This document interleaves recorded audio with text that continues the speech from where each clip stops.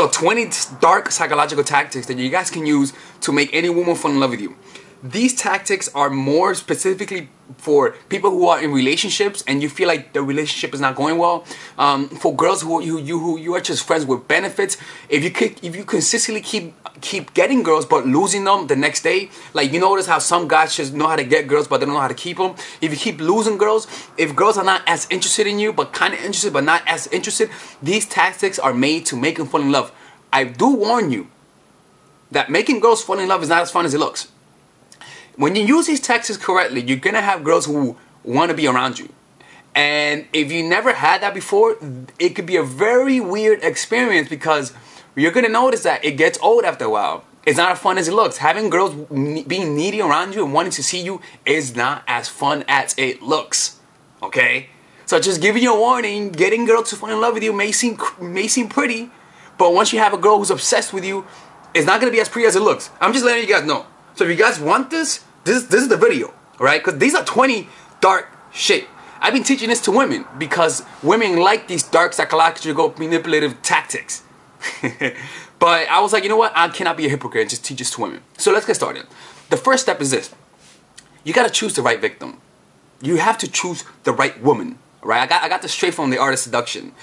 You can't choose a woman who's happy with her life. You can't choose a woman who has high self-esteem. You can't choose a woman who feels confident about her life because there has to be a need.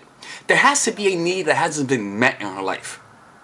Because if there hasn't been, if there's not a need in that woman, you can't fulfill that. In order to make a woman really fall in love with you and become obsessed with you, you have to find where she's vulnerable and become that source of validation for that vulnerability. It is extremely rare that you're going to see someone who's very confident, who genuinely has confidence in themselves, become obsessively in love with someone. Like, obsessed. It's very rare.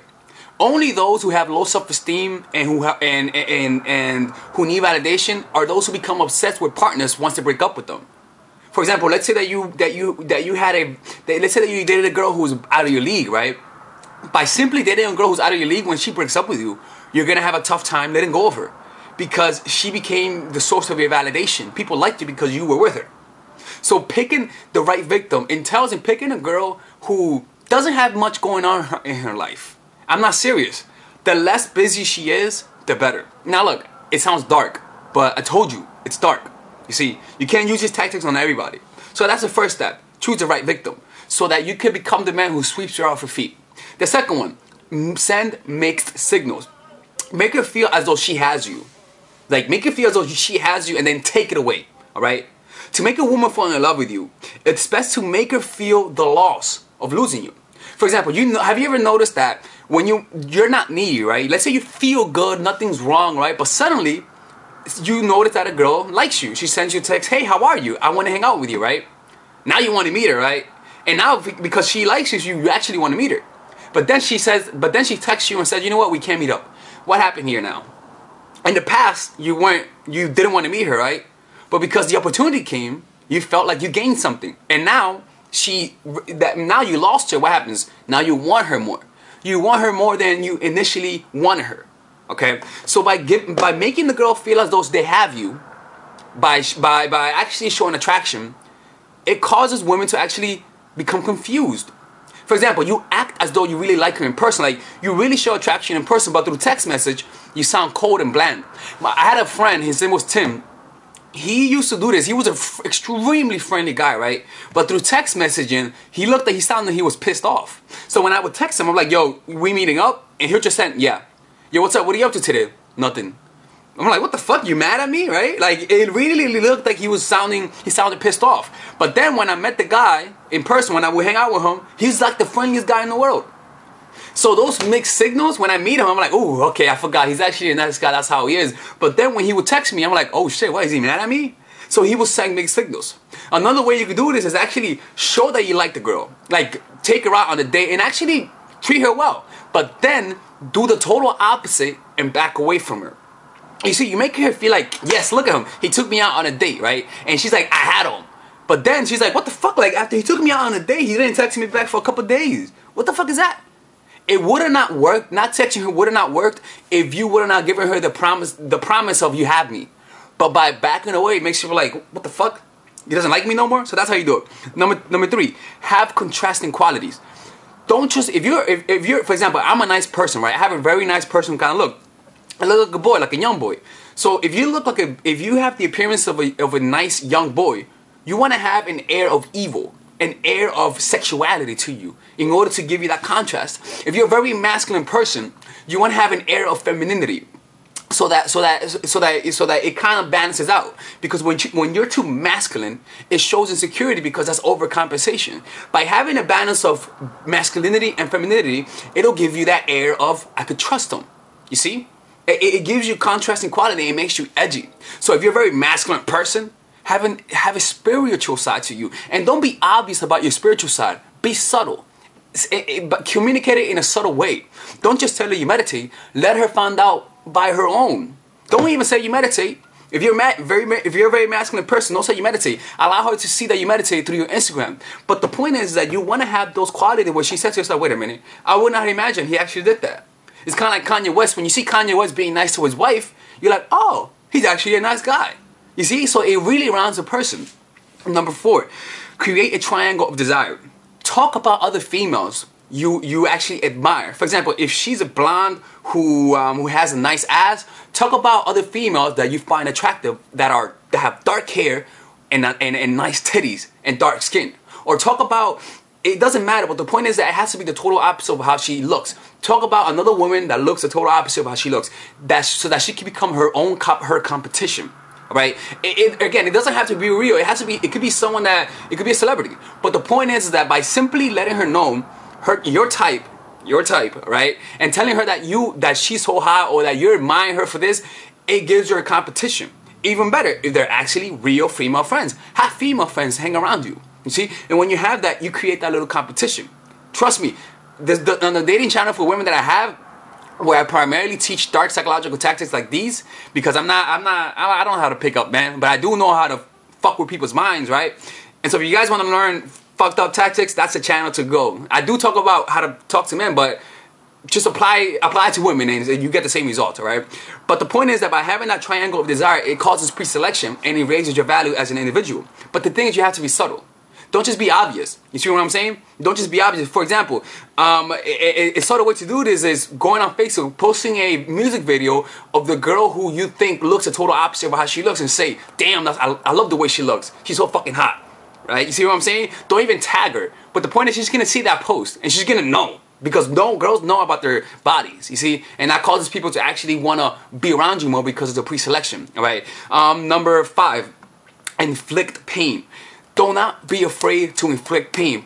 Guys are afraid to inflict pain on a woman. Guys are afraid to actually offend them. Don't be afraid to do that. I'm not talking about doing it intentionally. I'm talking about when it naturally arises, do not be afraid to offend her. All right? Because if you inflict pain, it means you also inflict pleasure. When you're not on her radar, when she doesn't like you, she becomes indifferent. She thinks of you as a nobody else. Right? Your compliments don't mean shit and your insults don't mean shit. But when you're able to inflict pain, she's going to back her rationalize that she likes you. Because by simply inflicting pain, it means that you also can alleviate her pain and bring pleasure. Bring pleasure. So by simply being okay with offending her, that shows the power that you have over her. You see? And it's a little fucked up.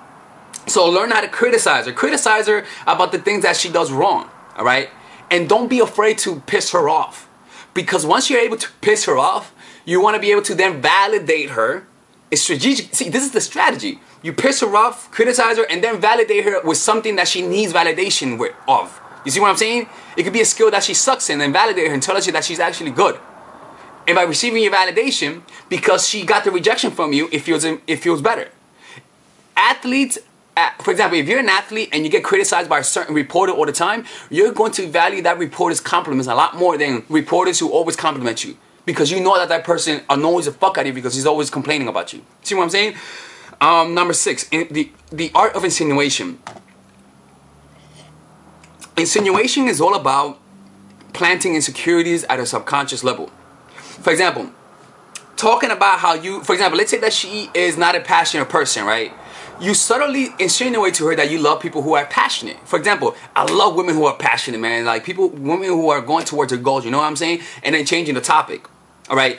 Talk about something that you know that she cannot meet during a conversation, and just say it, but then quickly change the topic. For example, if she has big tits but doesn't have a nice ass, say, damn, I love girls with nice hips, and then change the topic. Don't even let her elaborate on that topic. Why? Because by insinuating that you love girls who have large hips, right? And she knows that she doesn't have them. By changing the topic, you are just putting it as a seed in her subconscious mind. So that the next time that she thinks of it, randomly in the shower, she's going to say, holy shit, like, she's going to feel that insecurity. Of like, I don't match up that well, you know? And because it came from you, she's not going to attribute it coming from me, but the emotion to get the validation will be felt by wanting to get the validation from you. So you're planting the insecurity that you only can meet. But you have to do it in a subtle way.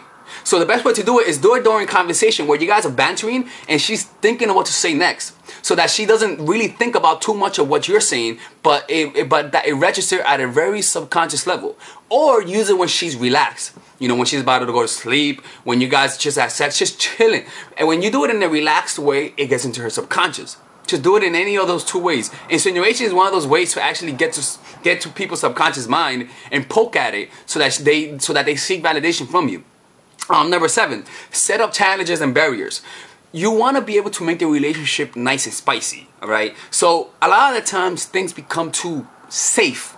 So for example, like having sex. You can have sex in your room all the time, and that's fine, right? But that's where most people have sex.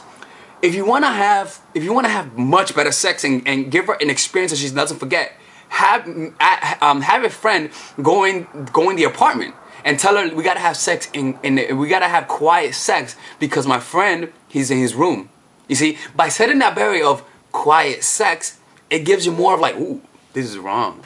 Ooh, shh, we can't do this. We gotta be quiet. You see, or having sex in a public place.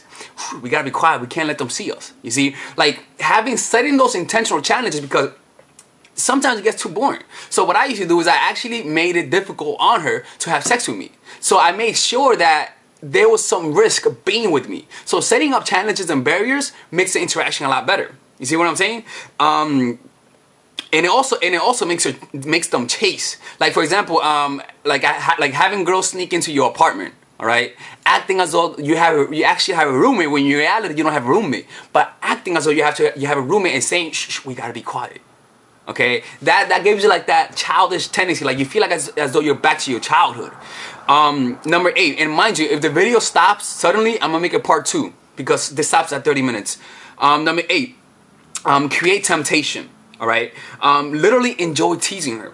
A lot of women are not tempted. Guys don't tempt women because they're so fucking thirsty.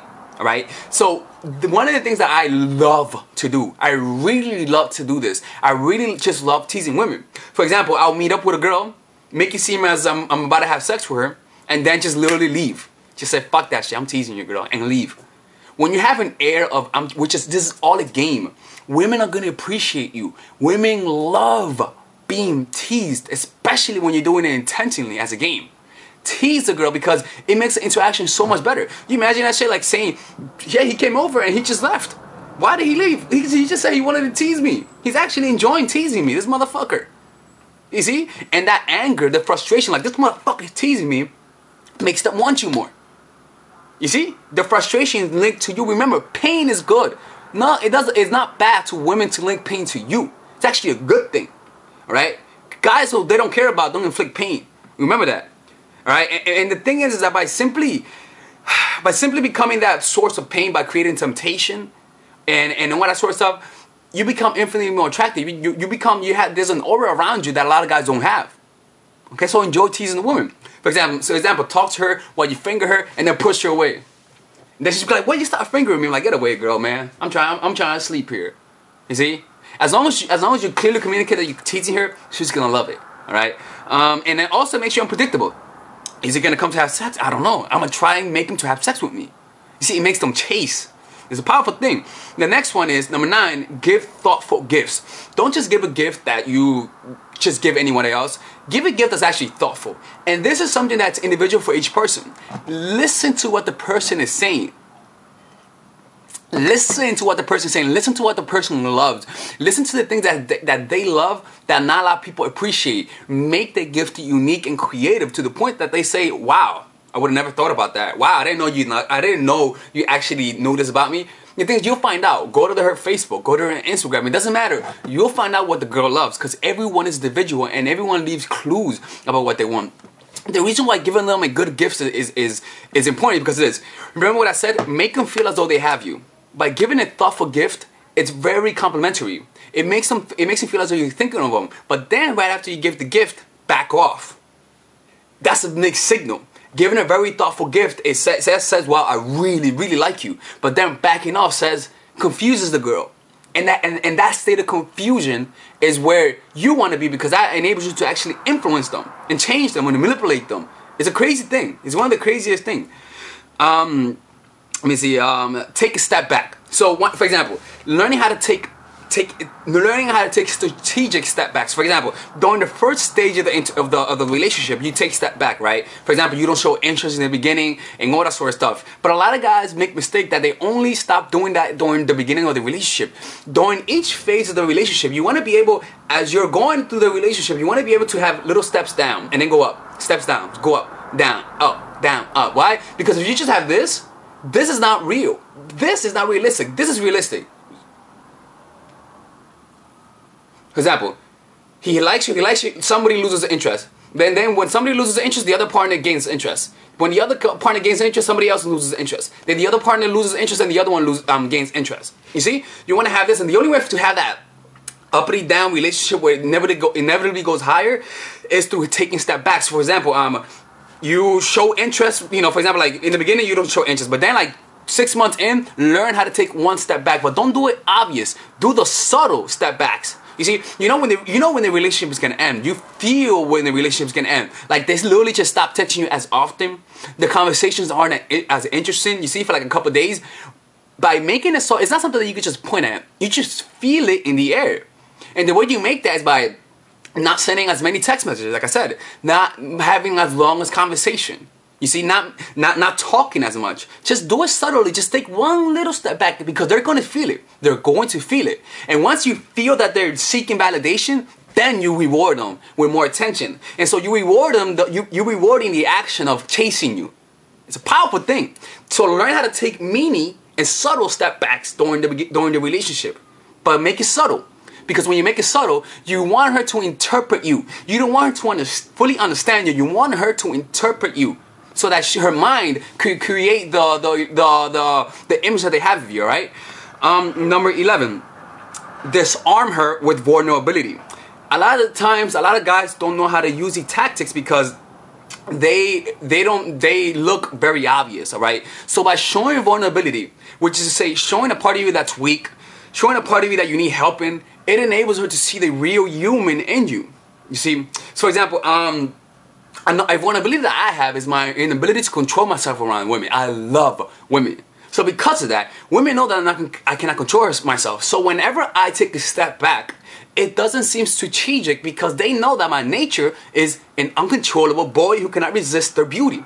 So because of that, because they know I cannot control myself, they say to themselves, holy shit, this is no joke. He cannot do this consciously. You see? So it actually works even better. And also, vulnerability is also like sadness, depression, or a part of you that's incomplete and imperfect. Like being addicted to something, or having it, or being angry, an angry individual. By having a fault, it makes them want to fix you. You see? So, for example, let's say that you're a sad person. Making her want to make you feel better, you're mixing in the lust with sympathy, which creates love. You see, when you mix in the lust with the sympathy, we wanted to help them out, you create that lust. For example, let's say that a woman really likes you, right? But then let's say you get in an accident and she's in the hospital with you for 3 days. During that time of helping you out and nurturing you, they're going to start to fall in love with you. That's what happens. So make sure you put yourself in a weak position. But in order for you to do that, you have to let go of the masculine part of you. You have to learn to embrace some femininity, because the masculinity and your insecurity doesn't allow you to do that. You see? So don't be afraid to show that you're weak. Don't be afraid that you have a weakness. Just show it. Show your weaknesses. Embrace it. And that's going to be used in order to help them become attracted to you, because it makes you look human, all right? Again, it's an easy way to actually disarm her. All right, be uncontrollable around her. Show that you cannot control yourself around her. Show that her beauty is too much for you. Like I said earlier, by being uncontrollable around her, by wanting her, by showing that you cannot resist her charm, is extremely charming. Everyone loves to be admired, adored, you see, praised. So by showing your inability to control yourself around her, it's very flattering. It shows weakness. It shows an inner child, right? And also, like I said earlier, it enables you to hide these tactics, because when you show that you cannot control yourself around her, like a child, because of her beauty, it will make everything that you do appear as always honest and spontaneous. Because if you cannot control yourself, that means that everything you do comes from the moment. And it's more adorable. I'm telling you, like, this is one of my things that I do that's actually fucking amazing how this works. Because women know that I cannot control myself around them. And they love that shit. It's weird. Number 13, give them space. They fall in love with you when they're not around you. They realize they're in love with you once they see you once again, but that process happens when you're not around. It happens through their imagination. But if you're consistently around them, their imagination is not going to fill you up. So you have to give them space, back off. And once you back off, it enables them to actually think of you. And remember, your imagination, whenever there's a need, your imagination exaggerates the figment of that's going on in the present moment. So if they feel depressed and they start thinking of you because of depression, it's going to enhance how they view you. Alright? And so because it's going to enhance how they view you, because remember, you have to pick the right victim. You can't pick a happy person because they'll have something else to distract themselves with. But because you pick the right victim, by simply giving them space, you pursue, then give them space, it gives them time to actually process you and idealize you. Giving a girl space is one of the most important things to do. It's very important, and a lot of guys don't implement this. You see?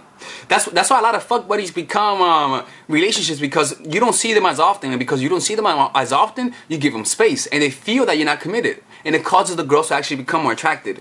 Once again, it'll give them an opportunity to chase, and it'll seem as though you're not needy. By simply giving them space, it eliminates the biggest determinant to women falling in love, which is neediness. All right.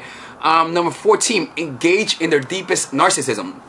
For example, everyone. The biggest form of flattery is what? Imitation. Everyone has an idealized perception of who they are. They will love you if you embody the idealized person that they are. For example, if you do yoga, if the girl loves yoga and she loves doing yoga, and her part of her identity is being a yoga person, like her fucking profile picture is doing yoga, it learns to enjoy yoga.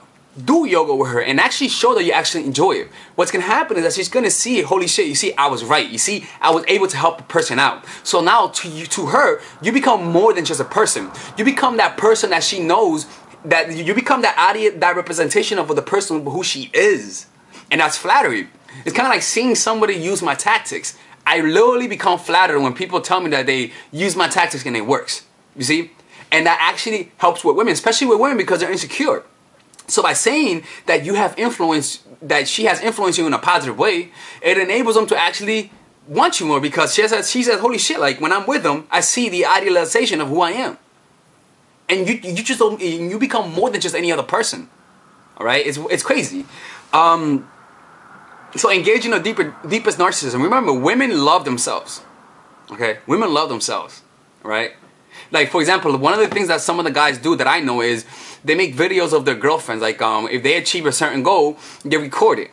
All right? And once they achieve a certain goal, they record it and give it to them. And their girlfriend posts it on their Facebook. They're like, look at my boyfriend. He's such an awesome guy. You see, like, they're engaging in the narcissism. And they're going to love you more for that, because it says, wow, so much commitment just for me. You see? And then when you learn to give space, it causes them to become confused, and that's where falling in love comes into place. Again, if the video shuts off, I'm going to make another one. Continue this. Number 15, don't let her take you for granted, all right?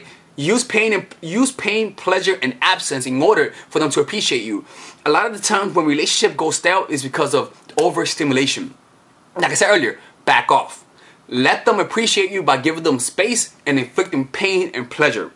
For example, breaking up with them and then taking them back, doing a preemptive breakup. If you feel like she's not appreciating you, break up with her. Say, look, man, I don't feel like this is going nowhere. Like, I'm not happy in this relationship anymore. I don't think we should see each other. Once you do that, she's going to feel the loss and need your validation. And then she's going to want to get the validation through and reinitiating what you guys once had. and the attraction she's gonna feel afterwards is gonna be even more than last time. Like, it really works. Like, every girl who has broken up with you that you kind of like, you like them more because they broke up with you. Like, come on, don't lie. All right.